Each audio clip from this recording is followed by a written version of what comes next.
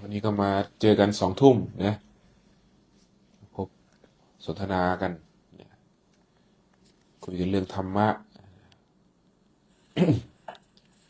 เป็นธรรมดานะวันนี้ก็มาความเห็นความเห็นของคนนี่ย่อมแตกต่างกันมันเป็นของธรรมดาอยู่แล้วต่างคนต่างเหตุผลนะแต่เรามาดูที่ว่าความเห็นที่มันต่างกันนั้นนะมันเป็นไปเพื่ออะไรเพื่อประโยชน์หรือเป็นไปเพื่อโทษนะมีหลายคนที่คอยตำหนิคนอื่นนะทำไมคนอื่นต้องทำอย่างนั้นทำไมคนอื่นต้องทำอย่างนี้อย่างเช่นว่าตำหนิพระสงฆ์ไงตำหนิพระก็เยอะอย่างเห็นล่าสุดนะพี่น็อตอ่านให้ฟังในคอมเมนต์ว่าพระนี่กินรู้อยู่สบายนะกินรู้อยู่สบายอะไรประมาณนี้แล้วก็ไอ้พวกนี้มันปัญญาอ่อนว่ะมันก็รู้อยู่นี่ว่ากินรู้อยู่สบายทำไมมันไม่มาบวชนะ แต่ว่ากินรู้อยู่สบายนะเรามาบวชดูนะเราไม่ให้บิณฑบาตเลยล่ะนะไม่ต้องบิณฑบาตเดี๋ยวครูบาบินเลี้ยงนะให้อยู่เฉยๆนะลองมาอยู่ดูนะให้มาอยู่เฉยๆดูเราอยากรู้ดิมันจะอยู่ได้กี่วันนะถ้าว่ากินรู้อยู่สบายก็รู้อยู่ว่าพระกินรู้อยู่สบายทำไมไม่มาบวชนะแล้วคิดว่าคนที่ให้ทานมานี่เขาปัญญาอ่อนเหรอเขาโง่เหรอนะหากเราไม่สร้างเหตุดีไว้เขาจะทานกับเราเหรอถูกไหมนะนี่แหละเป็นคอมเมนต์โง่ๆนะเป็นการแสดงความเห็นที่โง่เขาเบาปัญญาเป็นไปเพื่อกล่าวตู่บุคคลอื่นแทนที่จะเป็นไปเพื่อประโยชน์ตนเองกับเป็นการทำร้ายประโยชน์ที่ตนจะได้รับเพราะคอยมองแต่ตำหนิคนนั้นคนนี้ยิ่งตำหนิพระเจ้าพระสงฆ์บางคนก็ว่าทำไมต้องออกเดินทางสัญจรไปนั่นไปนี่เขานิมนต์มาไม่มาได้ยังไงหากคันนิมนต์นั้นเป็นประโยชน์ก็มาอันนิมนต์ไปที่ไม่เป็นประโยชน์ก็ไม่ไปก็ปฏิเสธได้แต่หากว่าเห็นว่าเป็นประโยชน์อยู่ก็มาแล้วพระพุทธเจ้าจะเดินธุดงค์ไปทำไมแต่ละวันไปโปรดคนนั้นไปโปรดคนนี้ไปสถานที่นั้นสถานที่นี้ไปพร้อมพระภิกษุสงฆ์500 รูปทำไมพระพุทธเจ้าต้องเดินทางจนเหนื่อยจนล้าก็เพื่อประกาศพระธรรมคำสอนนี่แหละก็หวังว่าสิ่งที่คนได้ยินได้ฟังนี้จะเป็นประโยชน์อยู่บ้างนี่ให้เข้าใจไว้หากสงสัยว่าทำไมต้องสัญจรไปนั่นไปนี่นะมีหลายคอมเมนต์ ที่พี่นัทอ่านให้ฟังครูบาก็จำไม่ได้แต่จะเป็นคอมเมนต์ใดก็ตามเถอะนะก่อนที่จะคอมเมนต์อะไรให้มองดูก่อนพิจารณาดีๆก่อนเนาะว่าสิ่งที่ตัวเองกำลังคอมเมนต์อยู่นั้นนะ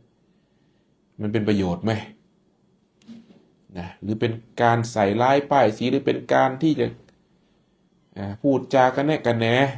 พูดจาดูหมิ่นพูดจาดูถูกพูดจาเพ้อเจ้อส่อเสียดซึ่งบุคคลที่เขากำลังทำประโยชน์ให้กับสาธารณะโลกนี่คนที่ทำบุญทำทานมาเขาไม่ได้โง่หรอกนะส่วนใหญ่คนที่พูดไม่ทำอะไรเลยหากเราไม่สร้างตนไว้ดีแล้วนะหากเราไม่สร้างตัวเองให้ดีแล้วนี่เขาจะมาทานกับเราเหรอเห็นไหมอย่าปัญญาอ่อนมากนักความเห็นตัวเองนะอะไรที่ไม่เป็นประโยชน์ให้ดูให้ดีนะ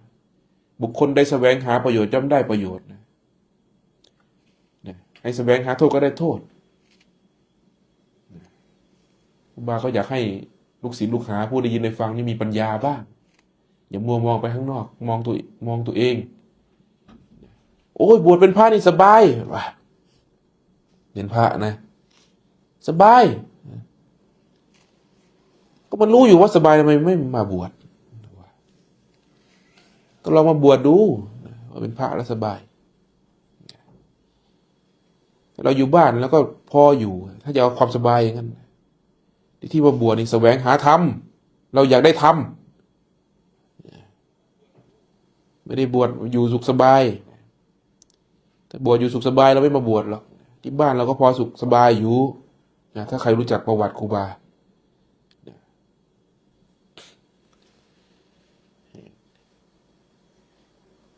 เห็นคอมเมนต์แล้วเราโอ้นะคนเรานี่นะมันเป็นการแสดงความเห็นเราก็รับได้ในความเห็นที่มันต่างกันแต่ความเห็นใดที่ไม่เป็นประโยชน์นะเป็นการที่เขาเรียกว่าดูแคลนคนอื่นนะเพ่งโทษคนอื่นนะเราก็จะให้โทษ เพ่งอะไรก็ได้นั่นแหละนะอยากได้คำตอบเราก็ตอบให้นี่แหละคำตอบ แล้วเรื่องบริจาคอะไรอย่างนี้รับบริจาค พระนะครูบาเองนี่ไม่ได้สนใจเรื่องปัจจัยเขาไม่ได้สนใจเรื่องเงินแต่เราบอกทานเราบอกสิเขาเรียกว่าบอกเหตุชี้เหตุให้เห็นว่าเหตุนี้เป็นเหตุในการทานการสละออกส่วนจะทานหรือไม่ทานนั้นอยู่ที่ตัวบุคคลนะหากเขาเห็นว่าการทานนั้นเป็นประโยชน์ต่อตนเองตัวเขาเองเขาก็ทานนะพระมีหน้าที่บอกบุญนะสร้างเหตุเท่านั้นถ้าไม่บอกบุญให้บอกบาปได้ยังไงมึงไปปล้นจี้เขานะมึงไปซื้อหวยนะมึงไปเล่นการพนันนะเอาอย่างนี้เหรอ มึงไม่ต้องมาทานหรอกนู่นให้มึงเอาเงินนู่นไปโยนลงเหวนู่นไปเล่นการพนันนู่นไปเล่นอบายมุกนู่นมุ่งไปสู่ประตูที่มันเสื่อมนู่นไม่ต้องมาทำบุญทำกุศลให้บอกอย่างนี้เหรอพระก็มีหน้าที่บอกบุญนะพระพุทธเจ้าท่านก็บอกเหตุแห่งบุญคือหนึ่งทานศีลภาวนาท่านก็บอกชัดเจนอยู่แล้วก็ไม่ประกาศคำสอนพระพุทธเจ้าจะประกาศอะไรการสละออกการให้ทานเนี่ยเป็นการทำลายกิเลสทำลายอัตตาตัวตนทำลายความหวงเพื่อเข้าถึงการปล่อยวางเป็นการทำคุณประโยชน์เบื้องต้นทานปุ๊บก็ได้ปั๊บเห็นไหมสมบัติเรียกว่าเปลี่ยนสมบัติข้างนอกเป็นสมบัติของใจคนที่มีปัญญาเท่านั้นถึงจะเห็นข้อนี้ได้คนที่ไม่มีปัญญาก็มองแต่โลกในแง่ลบตัวเองไม่เคยทานเลยมันไม่ได้เชื่อพระพุทธเจ้าสักนิดเลยบุคคลใดไม่เคยให้ทานเลยย่อมมีเขาเรียกว่าพบที่ไปย่อมเป็นเปรตแน่นอนกล้าการันตีเลย1,000,000%เกิดมาไม่เคยให้ทานเลยเป็นเปรตแน่นอนพระพุทธเจ้าท่านตรัสไว้อย่างนั้นแล้วมันก็เป็นอย่างนั้นเพราะใจมันเป็นอย่างนั้นมันมีแต่ความหวงแหนมีแต่ความยึดมีแต่ความยึดมั่นถือมั่นหวงแหนไว้แม้แต่ทานเพียงเล็กน้อยยังไม่ให้นั่นแหละเปรตใจมันเป็นเปรตตายไปก็เป็นเปรตเป็นเปรตแต่ยังมีชีวิตอยู่นี่แหละไม่ต้องเป็นเปรตตอนตายหรอกบุคคลให้ทานเพียงแค่ครั้งเดียวเพียงแค่ครั้งเดียวเท่านั้นในชีวิตทานด้วยความเต็มใจทานด้วยความเขาเรียกว่าความภูมิใจแน่นอนว่าบุคคลนี้ไม่ไปตกสู่เขาเรียกว่าภพของเปรตไม่เป็นเลยอยากเป็นเปรตก็ไม่ได้เป็นหากทานแล้วการทานเนี่ยจะเป็นการเปลี่ยนสมบัติข้างนอกเป็นสมบัติของใจการให้เพื่อแลกมาด้วยซึ่งความภูมิใจความใจดีความปิติใจความเบิกบานใจความอิ่มเอมใจแลกมาด้วยตัวนี้ทำให้ใจนี้มีคุณภาพใจดีขึ้นเมื่อใจดีแล้วแน่นอนว่าการประพฤติการปฏิบัติย่อมดีเพราะใจมันดีใจเป็นใหญ่ใจเป็นประธานก็ล้วนมาจากเหตุของการทานเท่านั้นนี่แหละคือการให้ทานมากล่าวว่าอะไรพระป่ากรรมฐานเขาไม่เรียอะไรใครไปเรียอะไรที่ไหนดูมันดีๆหน่อยนะเราว่านะใครไปเรียอะไรที่ไหนแล้วคนที่ถามมานะเคยสละมาสักสตางค์แดงไหมเคยให้ทานสักสตางค์แดงไหม ไม่ให้ก็ไม่ได้ว่านะเราไม่ได้อยากได้นะสิ่งที่เราอยากได้คือใจคนต่างหากไม่ได้อยากได้ทรัพย์สมบัติอยากได้มาเราก็ฉันข้าวมื้อเดียวเท่านั้นนะบิณฑบาตมันก็พอได้ฉันอยู่นะแต่เหตุปัจจัยในการอยู่ร่วมกันอย่างเงี้ยก็เลี้ยงได้เท่าที่มีอดก็อดด้วยกันกินก็กินด้วยกันนะก็อยู่กันหลายชีวิตทุกวัดก็เป็นอย่างนี้หมดนะอยู่ที่ว่าเจตนาจะเอาไปเพื่ออะไรต่างหากดูให้มันดีๆนะ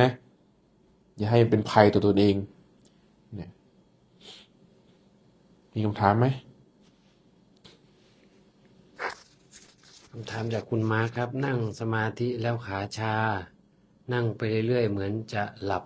แต่ก็ยังรู้ลมอยู่เป็นเพราะอะไรครับ ขาชานั้น เป็นอาการของกายนะนั่งนานเลือดลมไม่เดินนะก็ย่อมชา มันมีเหตุปัจจัยของมันทั้งนั้นนะมันเป็นเหน็บเป็นชามันจะช้าๆเป็นเหน็บไปนะแต่ที่สำคัญคือรู้ว่ามันชา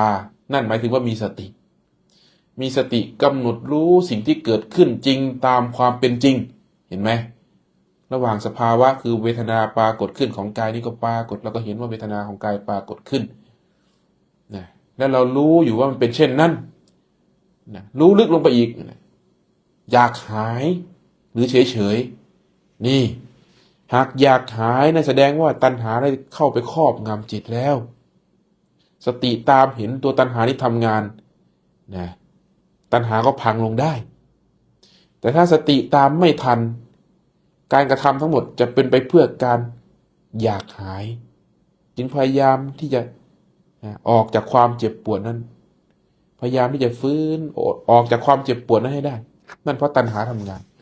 แต่เมื่อไรก็ตามเห็นว่ามันเจ็บมันชาเฉยๆเจ็บก็เจ็บไปนะรู้ว่ามันเจ็บอยู่แต่ก็ไม่ได้ทิ้งลมหายใจรู้ลมเข้ารู้ลมออกด้วยนะหากมันเจ็บมากนะเห็นว่าร่างกายนี้เกินกำลังแล้วที่เราจะแบกก็ขยับได้นะก็ขยับได้หากพอสู้ไหวก็สู้นะลองไปดูซิว่าฟากขาชาฟากเวทนานั้นจะเป็นอะไรจะเป็นดินแดนไหนเห็นไหมมันมีสติปัญญาในตัวนี้มันก็มีตามกำลังของมันนะอาศัยทุกข์เพื่อก้าวข้ามพ้นแห่งทุกข์นะถ้าทุกข์ของกายไม่ปรากฏนะทุกข์ของใจก็ยากที่จะดีดดิ้นขึ้นมาบางทีต้องอาศัยทุกข์ของกายเพื่อดูใจว่ามันอยากหายหรือมันเฉยๆนี่เขาเรียกว่าพิสูจน์ใจตัวเองไงนะจากคุณอดีอาบูอลิฟครับ อยากฟังศาสนาต่างๆอื่นๆครับตรงนี้ครับครูบาขออนุญาตเป็นว่าศาสนาพุทธแตกต่างยังไงก็ได้ครับศาสนาทุกศาสนานั้น มีแนวทางของตัวเองเสมอนะแต่ศาสนาใหญ่ๆที่เรารู้จักกันล้วนสอนให้คนเป็นคนดีทั้งนั้นนะทุกศาสนามีความเชื่อจึงปฏิบัติตามความเชื่อที่ตนเชื่อนะแต่ศาสนาพุทธนี้ต่างจากศาสนาอื่นนะต่างตรงไหนพระพุทธเจ้าท่านไม่ได้สอนให้คนเชื่อเธออย่าพึงเชื่อแม้แต่ผู้ที่สอนเธอนั้นเป็นครูบาอาจารย์เธออย่าพึงเชื่อนะแม้แต่ในพระไตรปิฎกเธออย่าพึงเชื่อแม้แต่เราตถาคตเป็นผู้บอกผู้สอนนะเห็นไหมท่านไม่ได้สอนให้เชื่อนะศาสนาพุทธเป็นศาสนาเดียวนะที่สอนให้เราเข้าถึงความจริงตามความเป็นจริงนะท่านจะไม่ได้สอนให้เชื่อว่าต้องเป็นอย่างนี้เป็นอย่างนี้เป็นอย่างนี้แต่ท่านเล่าประสบการณ์ของท่านให้ฟังนะและหนทางที่จะเดินไปสู่ประสบการณ์นั้นเป็นอย่างไรนะเพื่อให้เราเดินทางตามนะรอยของพระพุทธเจ้าจนกว่าจะไปพบประสบการณ์เดียวกันไปเห็นอันเดียวกันจึงเชื่อได้ต่อให้ไม่เชื่อมันก็เชื่อหากมันเจอสิ่งเดียวกันนะศาสนาพุทธท่านสอนเรื่องความจริงนะพระพุทธเจ้าไม่ได้พูดเรื่องที่ไม่มีอยู่นะพระพุทธเจ้าไม่ได้บัญญัติสิ่งที่ยังไม่มี ให้มี แต่พระพุทธเจ้าท่านพูดเรื่องที่มันมีอยู่แล้ว ต่อให้มีพระพุทธเจ้าหรือไม่มีก็ตามสิ่งนี้ก็มีอยู่นะพระพุทธเจ้าจะเกิดขึ้นหรือไม่เกิดขึ้นบนโลกใบนี้ก็ตาม สิ่งเหล่านี้ก็มีอยู่ธรรมะก็มีอยู่ ความจริงนี้ก็มีอยู่พระพุทธเจ้าเป็นเพียงแค่ผู้เข้าไปถึงความจริงนั้นไปเห็นความจริงตามความเป็นจริงนั้นนะตามลำดับขั้นความจริงตามระดับสติปัญญาที่ท่านเข้าไปเห็นนะความทุกข์ก็มีอยู่กับโลกใบนี้นะทุกสิ่งทุกอย่างล้วนมีอยู่ความเกิดความแก่ความเจ็บความตายนั้นมีอยู่นะทุกสิ่งทุกอย่างมันมีอยู่แล้วนี่คือความจริงนะพระพุทธเจ้าท่านเข้าไปเห็นสิ่งเหล่านี้และออกจากสิ่งเหล่านี้ได้ท่านไม่ได้สอนให้เชื่องมงายว่าเธอจงเชื่อเราเถิดนะเธอจงเชื่อเราเถิดหากเธอไม่เชื่อเราเนี่ยนะเธอจะต้องตกนรกหมกไหมไม่เลยพระพุทธเจ้าไม่ได้สอนอย่างนี้ท่านสอนถึงเรื่องปัจจตังคำว่าปัจจตังคือรู้แจ้งในตนรู้ด้วยตัวเองอย่างทุกเนี่ยปัจจตังแน่นอนคำว่าทุกเนี่ยเราไม่สามารถรู้ทุกข์ของคนอื่นได้ไม่มีทางเลยไปดูให้มันดีๆเถอะเห็นคนอื่นร้องไห้เราก็ไม่รู้หรอกว่าเขาร้องไห้เราก็ไม่รู้หรอกว่าเขาทุกข์จริงหรือเปล่าเราได้แต่คาดคะเนว่าเขาอาจจะทุกข์เขาคงทุกข์แหละเขาถึงร้องไห้หน้าตาเขาถึงเศร้าหมองในขณะนั้นแต่ความเป็นจริงแล้วเราไม่สามารถรู้ได้เลยว่าเขาทุกข์นะยกตัวอย่างเช่นผู้ชายจะไม่มีทางเข้าใจคำว่าเป็นเมนของผู้หญิงนะเป็นประจำเดือนของผู้หญิงผู้ชายจะไม่มีทางเข้าใจว่าการคลอดลูกทุกข์ขนาดไหนไม่มีทางนะไม่มีทางเข้าใจได้เพราะเราไม่มีประสบการณ์นั้นเห็นไหมเราได้แต่คิดคาดคะเนว่าเขาคงทุกข์แหละเพราะเขาเป็นอย่างนั้นเขาร้องไห้ร้องห่มนะเขากรีดร้องเขาร้องไห้เขาคงทุกข์แต่ความจริงแล้วแก่นแท้แล้วเนื้อแท้แล้วเราไม่รู้เลยนั่นจึงไม่ใช่เรื่องปัจจัตตังพยายามรู้คนอื่นจึงไม่ใช่ปัจจัตตังคำว่าปัจจัตตังคือรู้แจ้งในตนตนเป็นอย่างไรตนเจ็บตนปวดตนทุกข์ตนมีสุขมีทุกข์เนี่ยปัจจัตตังเข้าใจไหมคำว่าปัจจัตตังนะพระพุทธเจ้าสอนอย่างนี้สอนให้เห็นจริงๆสิ่งที่กระทบกับเราจริงๆเท่านั้นให้เรารู้ว่าอะไรจริงในนี้ไม่ใช่คิดเอาด้นเดาเอายกตัวอย่างเช่นว่ามีใครรู้จักวันเกิดตัวเองไหมฮะ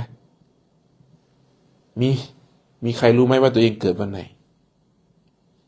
รู้สิเราเกิดวันนี้ไงแล้วเราจะบอกต่อไปว่าถามต่อไปว่าถ้าพ่อแม่เราโกหกล่ะถ้าพ่อแม่เราจำวันเกิดเราผิดล่ะถ้าหมอลงใบเกิดผิดล่ะถ้านายทะเบียนจดใบเกิดผิดล่ะนะลงเวลาเกิดผิดล่ะ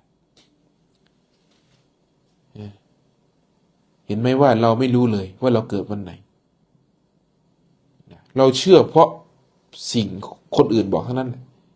พ่อบอกแม่บอกญาติพี่น้องบอกบัตรประชาชนบอกใบเกิดบอกยกตัวอย่างตัวครูบาเองเนี่ยในบัตรบอกเกิด13พฤศจิกาแต่ยายกลับบอกว่าเราเกิด13ตุลานะป้าบอกเกิด13ตุลาแม่บอก13พฤศจิกาใบเกิดบอก13พฤศจิกาฝ่ายป้าฝ่ายยายบอก13ตุลาเราจะเชื่อใครได้ทีนี้พอครูบามานั่งนึกดูจริงๆเราเกิดวันไหนไม่รู้เลยนี่เขาเรียกว่าเชื่อเพราะคนอื่นบอกไม่สามารถเข้าถึงปัจจตังตัวนี้ได้ไม่รู้เลยนั่นแหละจึงไม่ใช่เรื่องปัจจตังเป็นเรื่องเรียกว่าคาดคะเนว่าตัวเองอาจจะเกิดวันนี้แหละบางคนเยอะแยะเห็นไหมใบเกิดผิดแจ้งเกิดผิดเยอะแยะมากมายนั่นไม่ใช่ความจริงที่เราเข้าไปรู้หรอกเราไม่ได้รู้เลยว่าเราเกิดวันไหนนี่แหละยกตัวอย่างให้ฟังนะ ศาสนาพุทธสอนเรื่องความจริงจนเข้าไปถึงคำว่าอยู่เหนือเป็นอิสระจากโลกนี่เรียกว่าพระนิพพานไม่ต้องเกิดไม่ต้องเกิดอีกแล้วสิ้นซึ่งตัวตนสิ้นซึ่งภพชาติเข้าถึงอมตะความเป็นอมตะโดยเนื้อแท้เข้าถึงความไม่มีไม่เป็นไม่เกิดนี่เรียกว่าพระนิพพานไม่ได้สอนให้คนเป็นคนดีเพียงเท่านั้นนะศาสนาพุทธไม่ได้สอนให้คนเป็นคนดีเพียงเท่านั้นสอนให้อยู่เหนือดีด้วยดีแต่ไม่ยึดในความดีนะไม่ได้สำคัญในความดีและทำดีไม่ได้หวังสิ่งใดทำดีคือดีนะไม่ได้หวังให้มันดีไม่ได้อยากได้ความดีแต่ทำดีคือดีนะนี่คือพระพุทธเจ้าสอนเรื่องพวกนี้ต่างจากศาสนาอื่นตรงนี้จากคุณทองสนครับครูบาอาจารย์ชายช่วยแนะนำเราจะมีเงินพร้อมกับปฏิบัติธรรมมีวิธีแนวใดสาธุ มีได้พระพุทธเจ้าไม่ได้สอนให้คนจนแต่พระพุทธเจ้าสอนให้คนไม่ยึดติดในสิ่งที่มีหรือไม่มีจะรวยล้นฟ้าก็สามารถบรรลุธรรมได้แต่จนไม่มีจะกินก็สามารถบรรลุธรรมได้เห็นไหมว่าไม่ได้เกี่ยวกับจนหรือรวยนะพระพุทธเจ้าไม่ได้สอนให้ลูกศิษย์โง่ปัจจัยสมบัติของโลกมันก็บิดเป็นของโลกเข้าใจไหมทรัพย์สมบัติของโลกมันก็อยู่บนโลกโลกนี้เป็นโลกหาได้จะหาอะไรก็ได้หาเงินก็ได้หาทองก็ได้นะหาสุขก็ได้หาทุกข์ก็ได้หาอะไรก็หาได้นั่นเป็นเรื่องของโลกเนี่ยอยากได้เงินก็สร้างเหตุให้ไม่ได้เงินแต่ทีนี้มันมีขีดจำกัดนะหากอยากได้ธรรมะด้วยการได้มาซึ่งทรัพย์สมบัตินั้นต้องประกอบไปด้วยคุณธรรมนี่อะไรก็ตามหากไปคดโกงเขามาไม่ทำเป็นอันขาดเงินนั้นต้องเป็นเงินที่ได้มาด้วยความบริสุทธิ์สุจริต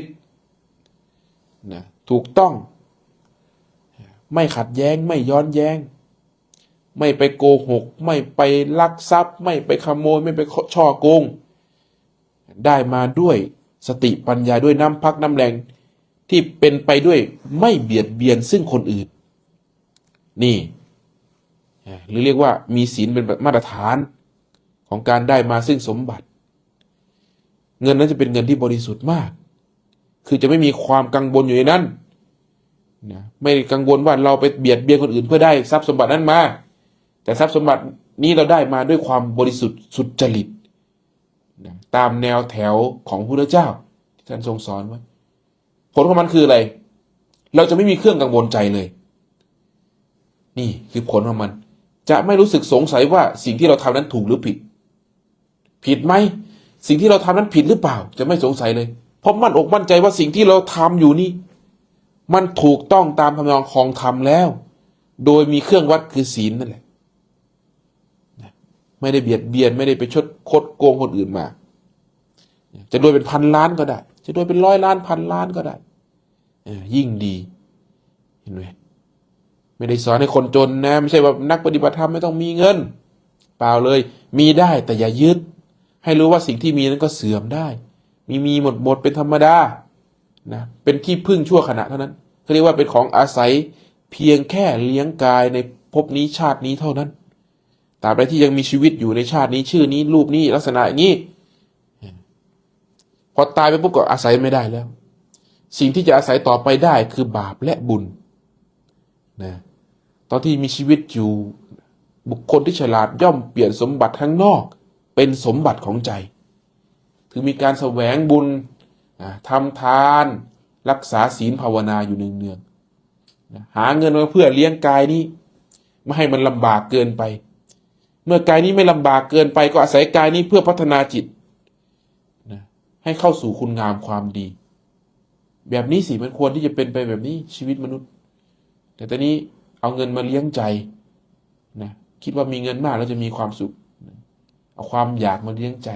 มันจึงทุกข์ทรมานอยู่พอไม่ได้ดังความอยากก็ไปหากู้หนี้ยืมสินมาทีนี้พออยากได้เร็วไงนะถ้าเอาตามธรรมชาติหรือตามสติปัญญาตนมันไม่ได้ มันก็เลยมีปัญญาชนิดใหม่คือไปกู้มาดีกว่านี่ก็เป็นปัญญาเหมือนกัน แต่เป็นปัญญาที่ให้โทษอย่างมหันต์เหมือนกัน เพราะเราไม่รู้ว่าไอ้ความอยากแล้วนั่นเนี่ยกำลังสร้างภัยสร้างภพสร้างชาติ สร้างบ่วงคล้องคอตัวเองไว้เชื่อไหมว่าคนสมัยนี้เป็นหนี้กันเกือบทุกคนคนสมัยนี้นะมีแต่ไอ้ท็อปนี่แหละไม่เป็นหนี้เพราะมันปลดหนี้ตัวเองได้แล้วพี่น็อตเป็นหนี้ไหมยังมีครับยังมีอยู่ใช่ไหมแต่ว่าย่อมหมดได้ เพราะมันไม่มีเหตุที่ไปใช้อย่างอื่นมันจะหมดได้ก็ต่อเมื่อมันไม่สร้างหนี้ใหม่ขึ้นมาแต่ถ้าไปสร้างหนี้ใหม่มาไม่หมดนะคนไม่มีหนี้นี่จึงเป็นอยู่ด้วยความอิสระแล้วก็ใช้เท่าที่ตัวเองมีนะใช้เท่าที่ตัวเองมีภูมิใจเท่าที่ตัวเองได้เขาเรียกว่าพอใจยินดีพอใจเท่าที่มีเท่าที่เป็นมีมากก็ยินดีตามมากมีน้อยก็ยินดีตามน้อยนะความอยากไม่สามารถบีบคั้นจิตได้จิตนั้นจึงเป็นอิสระอยู่เหนือความอยากการกระทำทั้งหมดจึงไม่เล่าร้อนไปตามอำนาจของความอยากในเมื่อความอยากไม่สามารถครอบงำจิตได้จิตนั้นย่อมผ่องใสมีความภูมิใจเขาเรียกว่าจิตมีความดีเป็นความภูมิใจอยู่ด้วยความภูมิใจด้วยความอาถรรพ์นี่เขาเรียกว่าจิตผ่องใสจิตไม่ตกอยู่ใต้อำนาจของตัณหาพวกนี้ตายปุ๊บขี้ก็เป็นเทวดาแหละพวกนี้นะขี้ร้ายสุดเพราะจิตมันดีจิตมันเบาจิตมันสบายไม่มีความกังวลไม่มีเครื่องร้อยลัดจิตไว้ภพภูมิที่ไปย่อมดีนะระหว่างที่อยู่ภพภูมินี้ก็ดีใจดีนะไม่มีอำนาจของความทุกข์มาบีบครอบงำจิตเพราะไม่มีหนี้สินมาร้อยลัดจิตไว้ไม่มีความกังวลมาร้อยลัดจิตไว้ไอ้หนี้สินน่ะจะทำให้เราเกิดความกังวลถูกไหมเกิดความกังวลใจความกลัวเห็นไหมว่าเพราะเป็นหนี้สินจึงเกิดความกังวลนั้นเป็นทุกข์หากไม่เป็นหนี้ความกังวลนั้นก็ไม่เกิดความทุกข์จึงไม่มีมันเป็นเหตุต่อเหตุกันอย่างนี้นี่แหละจากคุณสะดวกสบายครับกราบครูบาบางครั้งผมกำหนดลมส่งใจไปรู้การเคลื่อนไหวบางทีมันเห็นการไหลไปรู้เลยสงสัยว่าแม้แต่การกำหนดลมหายใจก็ยังเป็นส่งจิตออกนอกใช่หรือไม่ครับคำว่าส่งจิตออกนอก คือออกจากสิ่งที่มันสัมพันธ์อยู่อย่างนั้นนะอย่างเช่นว่าเรากำลังทำสิ่งใดต้องมีสติกำหนดรู้สิ่งนั้นเท่านั้นนะไม่คาดคะเนไม่ไปกับอนาคต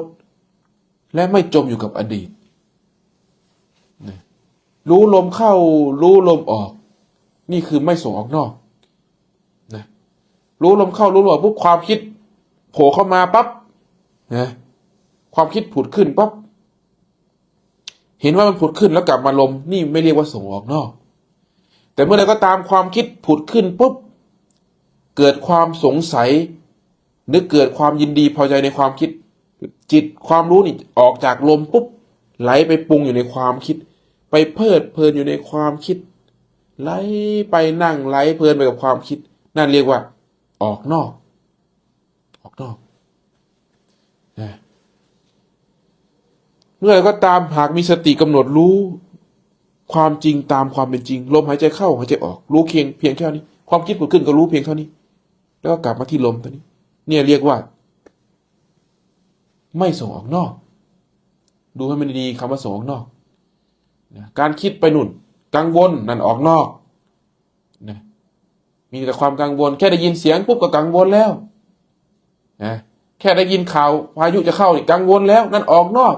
ก็ให้มันมาก่อนพายุนั่นน่ะแต่ว่าเราก็ไม่ได้เพิกเฉยแล้วก็เตรียมตัวไว้นะมันอาจจะมาก็ได้นะแล้วก็รูนในเขตเซฟโซนของเราที่ปลอดภัยนะแล้วก็ไม่ได้กังวลว่ามันจะมาหรือไม่มา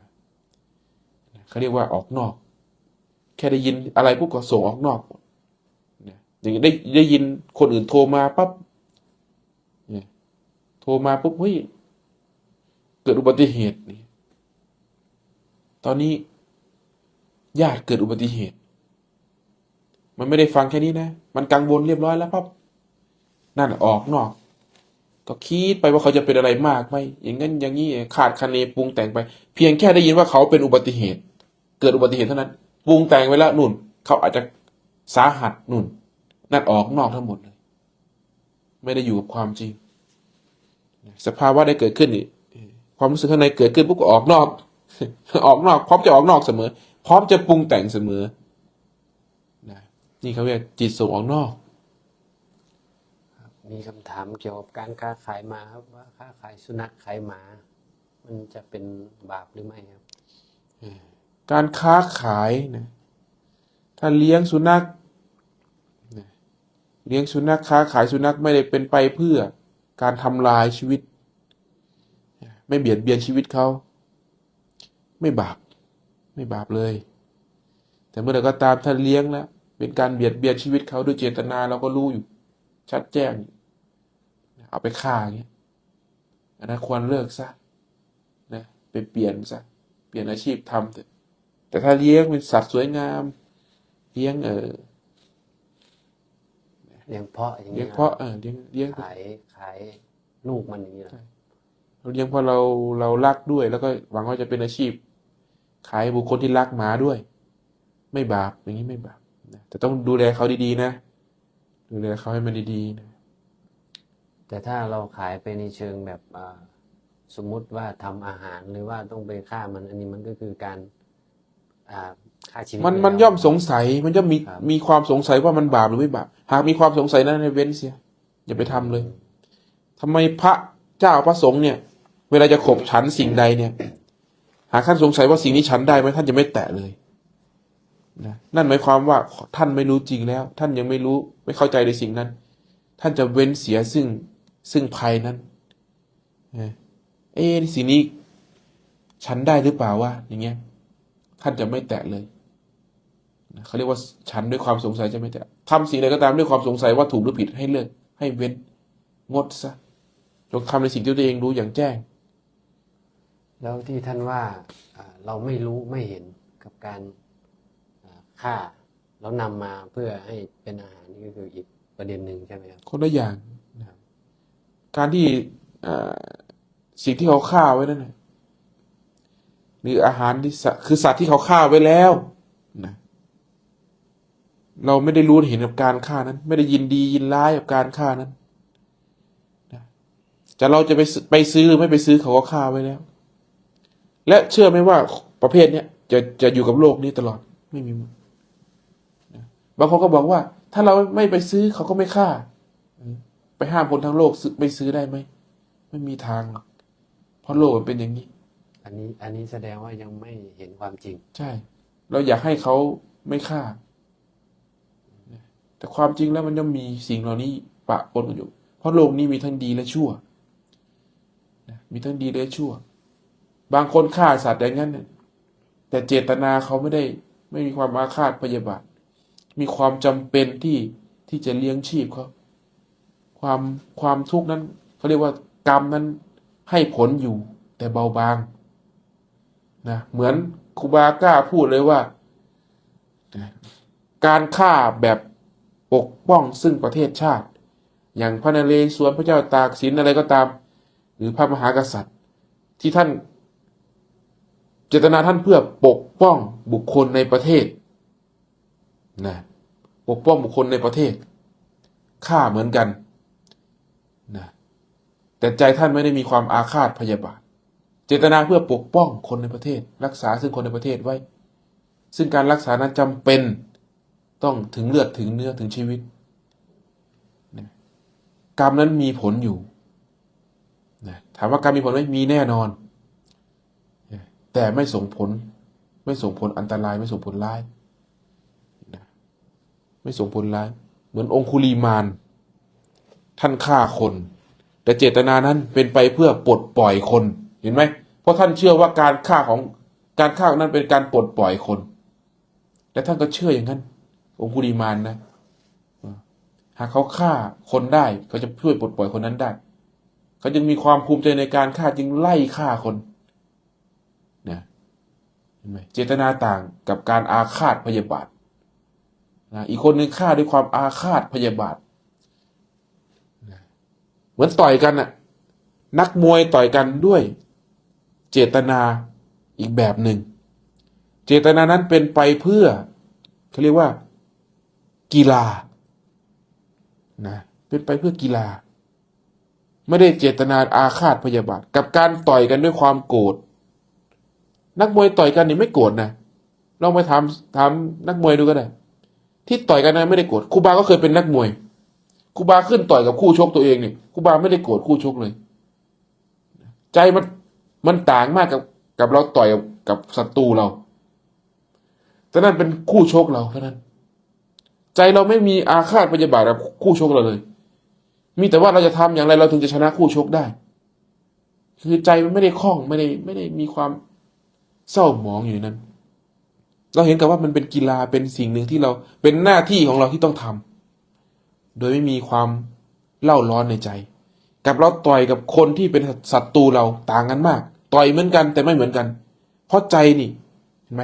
เราต่อยกับศัตรูเราเนี่ยไอ้นั่นเราโกรธโมโหมากเรามีความอาฆาตพยาบาทแฝงเข้าไปในนั้นมีความโกรธอยู่ในนั้นเห็นไหมว่าใจมันต่างกันทั้งที่ต่อยกันเหมือนกันมันต่างกันตรงนี้แหละมันเป็นเรื่องของใจ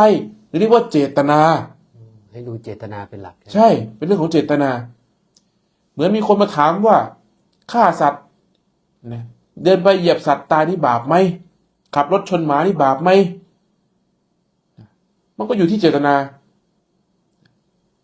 เราไม่ได้ตั้งใจชนแต่มันเป็นเหตุสุดวิสัยที่ต้องชนนั่นไม่บาปแต่กับเราเห็นมันนอนอยู่กลางถนนเนี่ยเราตั้งใจเหยียบเลย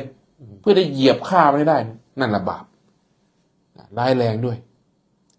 เป็นไปได้ไหมว่าที่พระพุทธเจ้ากับพระสาวกจำนวน500 รูปที่เดินออกบิณฑบาตทุกวันเนี่ยจะไม่เหยียบสัตว์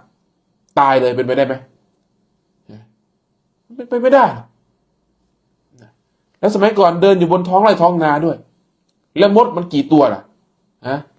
ตามถนนหนทางเดินที่ท่านเดินไปตลอดชีวิตที่ท่านมีชีวิตบรรลุเป็นพระพุทธเจ้าจนวันตายของท่านเนี่ยท่านจะไม่เหยียบสัตว์ตายเลยเป็นไปได้ไหมไม่มีทางทำไมท่านไม่บาปล่ะก็เพราะสิ่งที่ท่านทำนั้นไม่มีเจตนาอยู่ในนั้นดูก่อนภิกษุทั้งหลายเราจะขอกล่าวเรื่องกรรมกรรมทั้งหลายว่าที่เจตนาเจตนาดีเป็นกุศลกรรมเจตนาไม่ดีเป็นอกุศลกรรม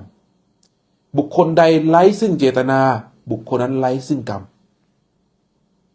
เข้าใจไหมพระพุทธเจ้าท่านพูดชัดมากเลยนะ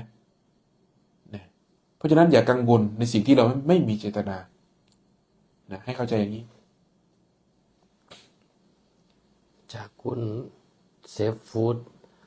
เรายินดีอนุโมทนาบุญร่วมกับทานผู้อื่นด้วยความจริงใจมีอานิสงส์หรือไม่มีทำให้ใจเราดีอานิสงส์ที่ได้คือใจเราดีเราจะได้อานิสงส์ของเราคือใจเราจะดีหากเรายินดีด้วยความภูมิใจจริงๆหนึ่งละเรายินดีอนุโมทนาเขาความอิจฉาริษยาจะไม่ปรากฏเพราะการอนุโมทนาบุญนี้เป็นการทำลายความอิจฉาริษยาเข้าใจไหมเพราะเรายินดีด้วยความภูมิใจกับเขาสนับสนุนนั้นเรายกมือใส่หัวนี่สาธุอ่อนซ้อนเด้คำว่าอ่อนซ้อนปิติใจจังเลยเขาทำความดีได้เราขออนุโมทนาบุญนั้นด้วยเราจะเอาสิ่งที่เขาทำนี่เป็นแบบอย่างหวังว่าวันใดวันหนึ่งเราจะได้ทำความดีเช่นนั้นเห็นไหมใจดีทั้งนั้นแหละไม่มีความอิจฉาริษยาอยู่ในนั้นเลยคือใจมันสูงขึ้นได้ใจสูงขึ้นการอนุโมทนานี้จึงเป็นเรียกว่าเป็นอานิสงส์ชนิดหนึ่งแต่ยังไม่เกิดอานิสงส์กับการใช้ประโยชน์ผู้อื่น ได้แต่อานิสงส์ตนอานิสงส์หมายถึงประโยชน์ได้แต่ประโยชน์ตนนะหากอยากได้ประโยชน์ผู้อื่นด้วยจงลงมือสร้างอานิสงส์ด้วยตัวเองนะเหมือนเราเห็นคนอื่นกินข้าวเนี่ยเราก็พอยินดีพอใจโอ้ดีใจกับเขาแต่เราไม่อิ่มแต่ถามว่าดีใจไหมดีใจโอ้เห็นเขากินข้าวเขากินข้าวลงก็สุขใจแล้วพอใจนะได้ความพอใจแต่ถามว่าอิ่มไหมไม่อิ่มแน่นอนไม่อิ่มแน่นอนเมื่อไหร่ก็ตามเราพอใจกับเขาด้วยเราได้กินด้วยนั่นแหละทั้งเราก็อิ่มนะเรียกว่ากายก็อิ่มใจก็อิ่มเขาก็ได้เราก็ได้เป็นไปเพื่อประโยชน์ตนและประโยชน์ผู้อื่นนี่แหละคำว่าเป็นไปเพื่อประโยชน์ตนและประโยชน์ผู้อื่น แล้วกลับกันล่ะครับ ถ้าเราเห็นคนทำบุญทำทานแล้วเราเกิดความรู้สึกตรงกันข้ามกับอนุโมทนา ไม่เห็นด้วยอย่างนี้ดีกว่า นั่นเป็นคุณสมบัติของใจที่มันไม่ดี ใจที่มีความอิจฉาริษยาจะแสดงออกด้วยอำนาจของความอิจฉาริษยานะความอิจฉาริษยาเข้าครอบงำจิตเนี่ยนะ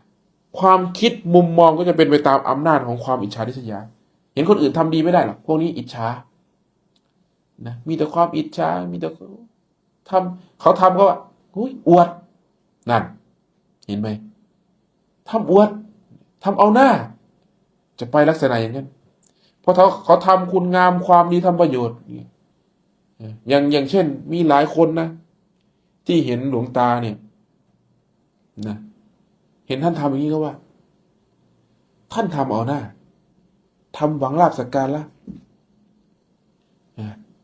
ทำเขาเรียกว่าทำอวดทำอะไรมีนะทำหวังลาภสักการะอย่างนั้นอย่างนี้มีนั่นเพราะคุณสมบัติของใจที่มันไม่ดีสามารถกล่าวตู่บุคคลอื่นได้อิจฉาด้วยความอิจฉาริษยาเนี่ยมันเป็นอย่างนั้นนะเราไม่เคยมองตัวเองอ่ะ อันนี้คือใจมันจะต่ำลง มันไปเห็นสิ่งเดียวกันสองคนอย่างนี้เหรอครับ เหมือนคนที่เห็นครูบานี่แหละบางคนก็ได้ประโยชน์นะเราแสดงธรรมเนี่ยเราพูดคำเดียวกันเนี่ยแหละทุกคนก็ได้ยินเหมือนกันหมดบางคนก็ได้ประโยชน์บางคนก็ได้โทษเพราะเจตนาในการเข้ามาแสวงหานั้นต่างกันเปรียบเหมือนกับชายสองคนนะที่เข้าไปสู่เล้าไก่นะคนหนึ่งเข้าไปเก็บเอาแต่ขี้ไก่ในเล้าไก่นั่นนะเข้าไปนี่เก็บตำหนิแต่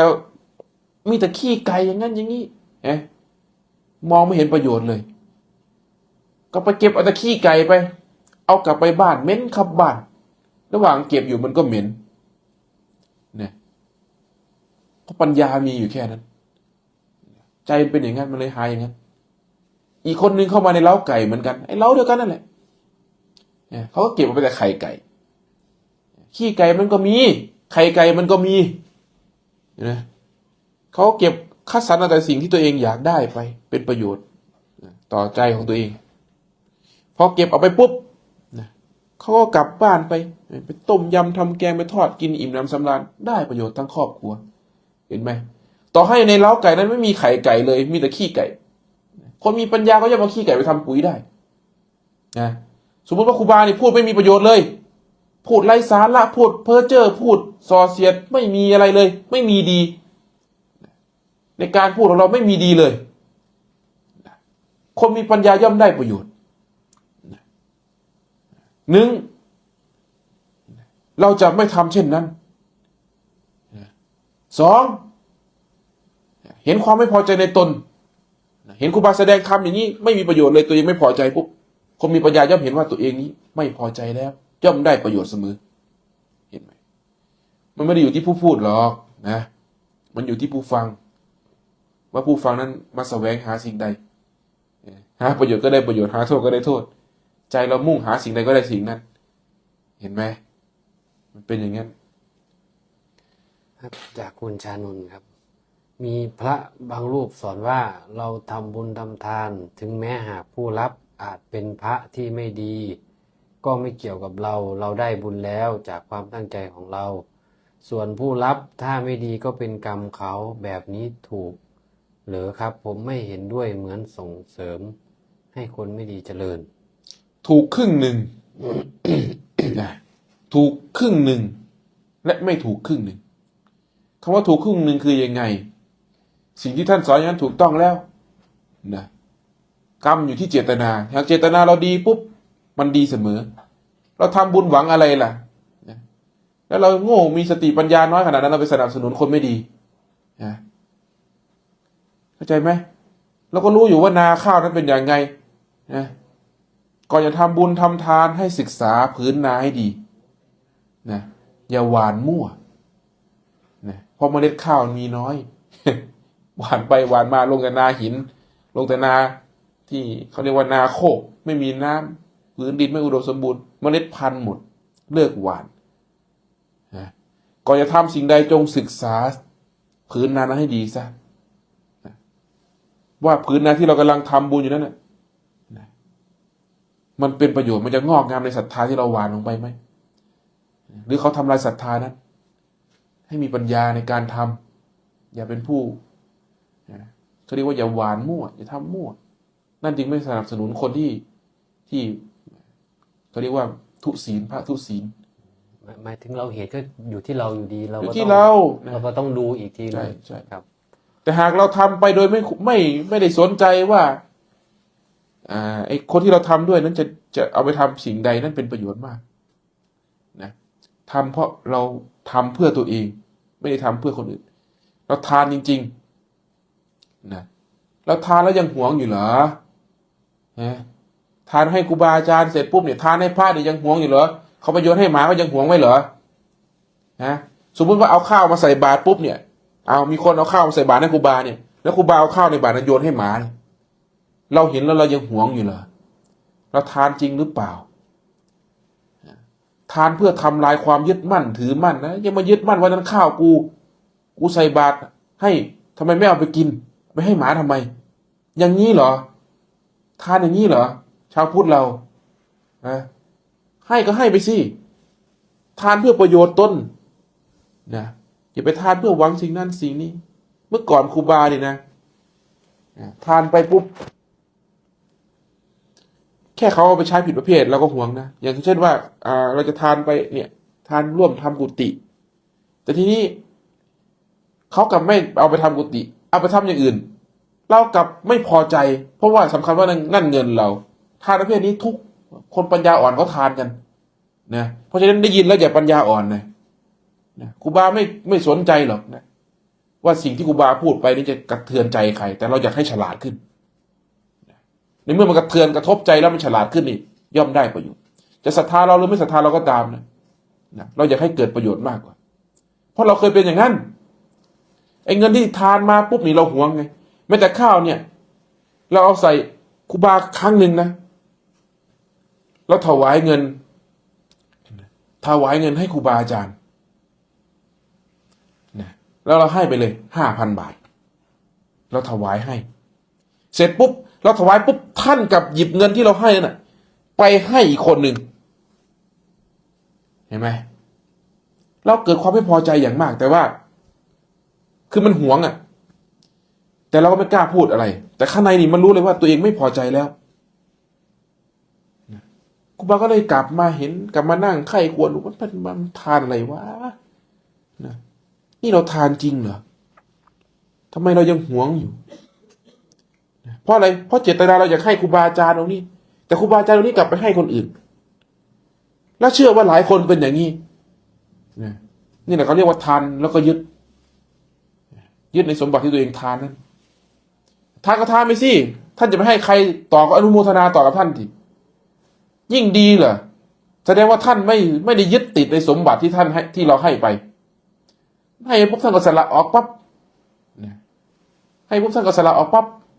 สิ่งที่เราได้คือเราเห็นใจตัวเองแต่หากว่าเรายังหวงแหนอยู่หรือว่าเราให้ทานจริงๆอันนี้เป็นประโยชน์นะผู้มีปัญญาจะมองเห็นอย่างนี้นะบาครับถ้าเรายังหวงผลทานอยู่มันก็ไม่สุดสิครับมันเป็นทานเสริมกิเลสนะถ้าเห็นอย่างเงี้ยเชื่อว่าหลายคนที่ฟังอยู่นี่เป็นประสบการณ์นี้แล้ววันนี้ครูบาก็แก้ให้เรียบร้อยแล้วในคำตอบที่เราให้ไปนี้ประสบการณ์นี้เกิดขึ้นกับตัวครูบาเองมาหลายครั้งจนเราทุกข์มากมีครั้งหนึ่งเราไปบิณฑบาต ครูบาเป็นคนที่ชอบเอาข้าวให้หมามาก แล้วมีพระรูปหนึ่งที่ท่านเดินบิณฑบาตอยู่กับเรานี่นะท่านก็ถามครูบาอย่าเอาข้าวให้หมาท่านว่าขึ้นมานะชาวบ้านเขาจะตำหนิเห็นไหมนั่นคือความเห็นของท่านท่านเห็นว่าสิ่งที่เขาถวายทานมานั้นเอามาใส่ในบาตรเราเนี่ยเราโยนให้หมานี่เขาจะตำหนิเราว่าทำไมเอาข้าวไปโยนให้หมาเพราะสติปัญญาท่านมีแค่นั้นตอนนั้น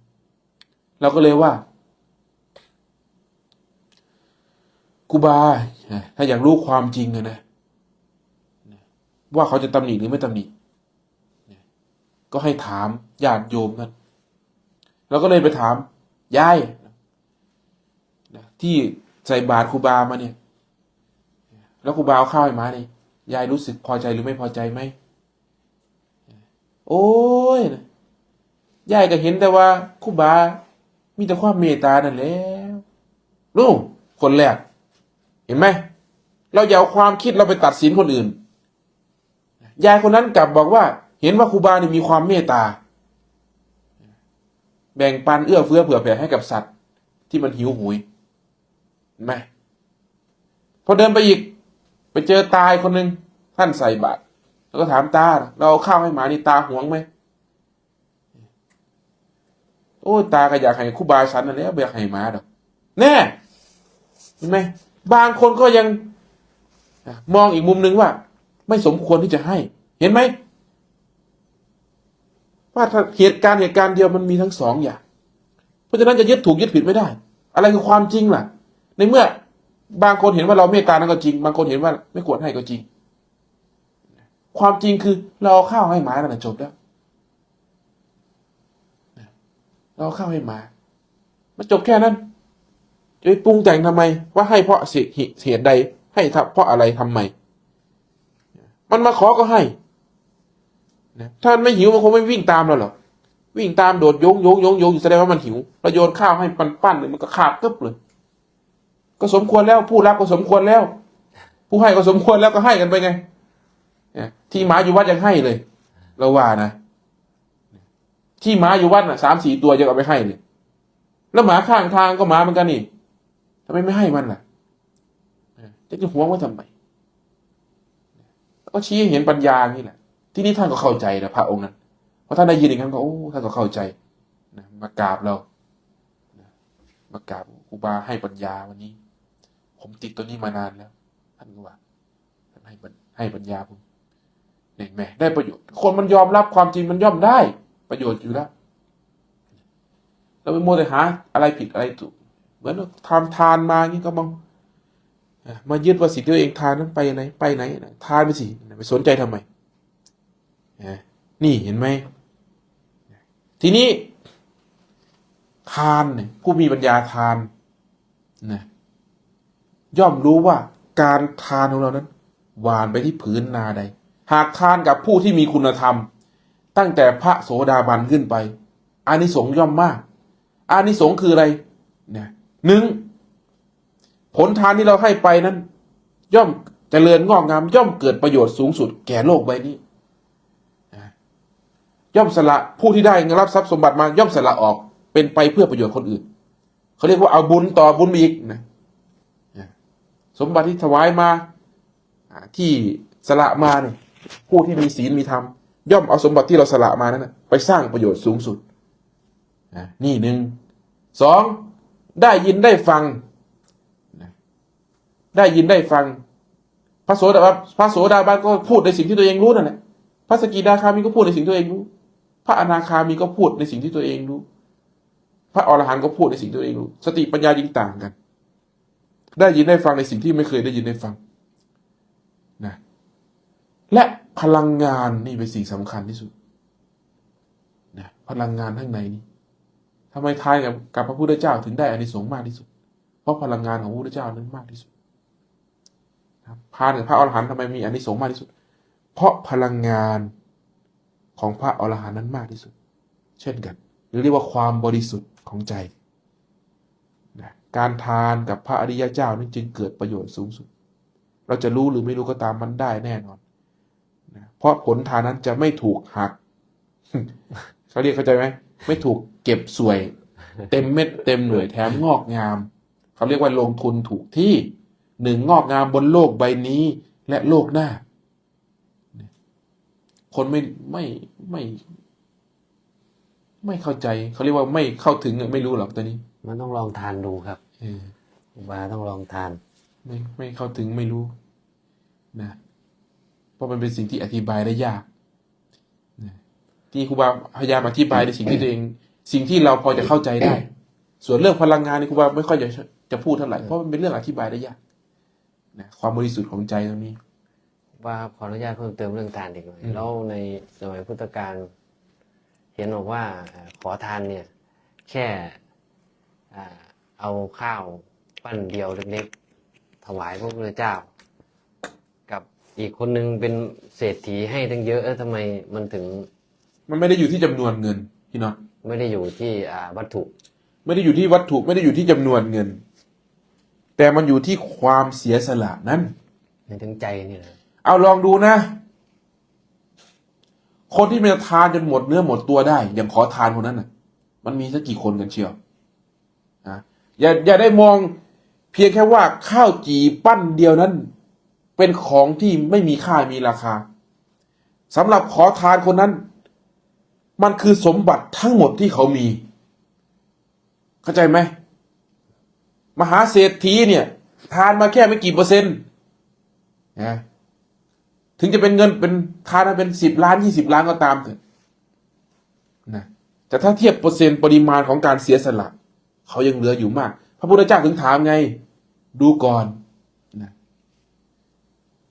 ข้าวที่เธอถวายมาเนี่ย ในเล้ายังมีไหมมีพระพุทธเจ้าค่ะ นมที่เธอถวายมาเนี่ย ในครัวยังมีไหมมีพระพุทธเจ้าค่ะเนยใสเนยข้นที่เธอถวายมาเนี่ยนะในครัวเธอยังมีไหมมีพระพุทธเจ้าค่ะ เห็นไหมมีแสดงว่าเขายังเหลือเยอะ แต่ขอทานคนนั้น ให้ทรัพย์สมบัติทั้งหมดที่เขามีคือข้าวจี่ก้อนนั้นนะซึ่งเขาไปบิณฑบาตเรียกว่าไปขอทานมาด้วยความด้วยทั้งวันของเขาแล้วก็กลัวข้าวบูดไงพอขอทานมากลัวข้าวมันบูดจึงไปจี่ไฟไว้นะจี่ไฟนั้นไว้เพื่อที่จะเอาไว้ถวายยอมไม่กินเลยนะยอมอดนะเพื่อที่จะไว้ซึ่งพระพุทธเจ้าในวันนั้นนั่นคือสิ่งที่เขามีทั้งหมดแล้วมันเป็นคุณสมบัติของใจที่เขาให้ไม่ได้เกี่ยวกับวัตถุข้าวของเงินทองแต่ถ้าเขาให้จนหมดใจนะมันจะมีอานิสงส์อย่างมหาศาลมันเป็นเรื่องของใจทั้งนั้นไม่ใช่เรื่องของวัตถุนะคนที่ถวายมาครูบาถึงบอกว่ามันยังไม่ถึงเขาเรียกว่ามันยังอยู่ในจุดเซฟโซนของมันอยู่มันให้ได้หมดนั่นแหละถ้ามันพ้นจุดเซฟโซนเมื่อไหร่นะมันจะเป็นอีกเรื่องการทานนะอุ้ยทานได้ทานสบายๆเราบอกเลยถ้าเขาเรียกเอามาสัก100,000สิในบัญชีมีเท่าไหร่เลยจุดเซฟโซนคนละเรื่องเลยนะเราบอกเลยนะหากมันอยู่ในจุดเซฟโซนอยู่มันก็ทานได้สบายๆเลยนะแต่มันเลยขีดปลอดภัยมันจะเริ่มหวงแล้วนะแล้วความเห็นแก่ตัวเริ่มปรากฏขึ้นแล้วมันต้องเลยขีดปลอดภัยมันก่อนนะมันถึงจะเห็นใจที่มันดีดดิ้นเห็นอำนาจของตัณหาในมีไหมล่ะคนจะทานหมดเนื้อหมดตัวครูบานัทนี่ทานหมดตัวครูบานัทนี่นะเงินมีเท่าไหร่นี่ควักทำบุญจนหมดทุกบาททุกสตางค์เลยนะล้นแบบควักกระเป๋าทุกบาทเลยเงินในบัญชีก็ไม่มีด้วยครูบานัทนะเงินในบัญชีก็ไม่มีตอนไปทำบุญด้วยกันแต่ถามว่าเยอะไหมไม่เยอะหรอกนะ500-600เงินกินข้าวเขาก็ไม่มีเขาเล่นควักออกให้หมดเลยนั่นคือคุณภาพของใจที่มันสละออกหมดนะทีนี้ทำยังไงล่ะทีนี้ไม่มีนะก็มาเบิกกับเราใหม่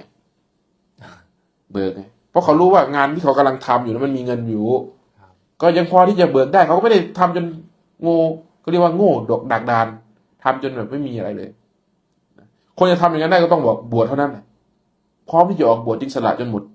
ดเรื่องหมดตัวเลยอย่างแม่ชีจันกับครูบายุทธอย่างนี้ จะบวชแล้ว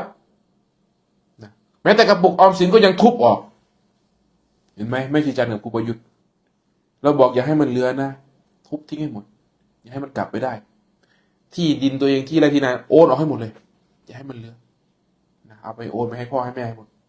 โอนให้ญาติพี่น้องตัวเองให้หมดอย่าให้เหลืออย่าให้มันกลับไปได้แม้แต่กระปุกออมสินตัวเองที่เก็บไว้ก็ทุบให้หมดเงินในบัญชีทุกบาททุกตังค์เอาออกให้หมดอย่าให้เหลือนะให้มันมาด้วยตัวเปล่าให้มันหมดเนื้อหมดตัวจริงนะนี่คือการทานสูงสุดแล้ว เพื่อที่จะพร้อมแล้วที่จะต่อไปนี้จะทานอารมณ์ตัวเองแล้วจะทานชีวิตตัวเองแล้วจะถวายชีวิตนี้แด่พระพุทธเจ้ามันเกื้อกูลกันไปอย่างนี้นะ ว่าครับขอเป็นคำถามสุดท้ายครับ3 ทุ่มกว่าครับ จากคุณทัมเมอร์ครับ ทานเหล้ามาแล้วพอส่างดึกๆมานั่งสมาธิแล้วรู้สึกว่าไปไม่ถึงไหนเลย มันเกี่ยวเพราะกินเหล้าหรือเปล่าครับ ถึงนั่งไม่ขึ้นเลย เกี่ยวแน่นอนยังไงก็เกี่ยวเลิกซะนะเหตุของความเสื่อมอย่าไปสร้างอย่าไปเจริญมันจะกลายเป็นสันดานเป็นนิสัยนะโอ้ยนี่โยมชูศรีนี่เมื่อก่อนนี่เขาบอกเลยนะว่าไม่วันไหนไม่ได้กินเหล้านี่ไม่มีกินทุกวันเนี่ยกินทุกวันมาอยู่วัดแล้วโยมชูศรีไม่เคยตื่นเช้า